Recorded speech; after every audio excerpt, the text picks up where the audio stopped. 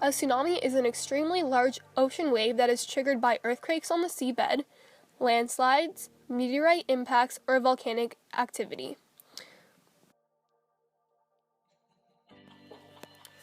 On average, around 7,916 people are killed by tsunamis each year. Around 2.5 people are affected by tsunamis, and that's about 86,000 per year. About $10 billion has been the total economic damage that is caused by tsunamis, and approximately $350 million is the yearly economic damage. Some key terms are used to describe a tsunami. First is the crest. The crest is the top of the wave or the highest point on the wave cycle. Next is the trough. The trough is the bottom of the wave and the lowest point on the wave cycle. Then we have the wave height, which is the distance between the crest and the trough of a wave. The wave length is the distance between the center of one crest and the center of its neighboring crest. The epicenter is the point on the Earth's surface just above the focus where an underwater earthquake strikes the land. The focus is the point just underneath the epicenter where the earthquake really originates from. When a tsunami is caused by an underwater earthquake, the tsunami is formed something like this. Two ocean plates snap along a fault line. This is because one plate is forced beneath the other and the tension builds up over the years. Eventually, the tension becomes too great and the plate has to snap back. The rock shoots upward with tremendous force, and that energy of the snap is transferred to the water. That energy pushes the water up above normal sea wave levels. The earthquake that occurs is about a 7 or greater on the Richter scale, and the plates are displaced upwards or downwards on the seabed in order for a tsunami to be created. In addition, the epicenter of this earthquake must be near the Earth's surface to ensure that the tsunami will crash on the shoreline. The area that has the highest risk of a tsunami to occur is along the Ring of Fire. This is where the Pacific Plate intersects with many other plates like the North American Plate, the Eurasian Plate, the Indo-Australian Plate, and the Nazca Plate. At this area, countries along this fault line have a high risk of earthquakes, which can further lead to a high risk of tsunamis. Some strategies can be used to lessen the impact of a tsunami. The first one is, if you see a tsunami is coming, go as high as you can. You should be able to reach your safe location by foot within 15 minutes. The higher you go, the more safe you are, because the tsunami is less likely to flood higher grounds than it is lower grounds. Another strategy is to slow the way the water flows.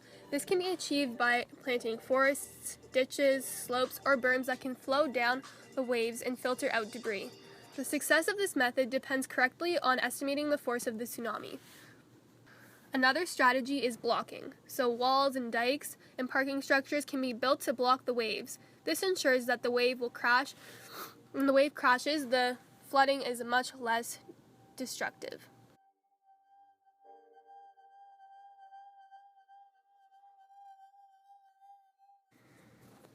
It's also important to plan evacuation routes from your home, school, or workplace, or any other places that you could be where a tsunami hits.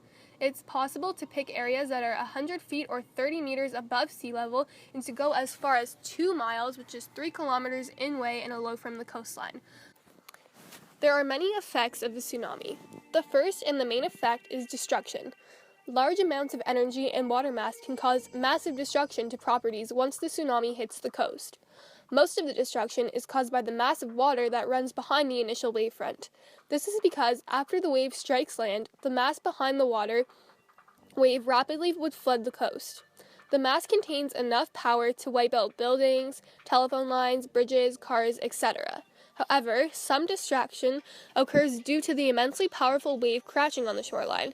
Many objects can be destroyed, while others can float far inland.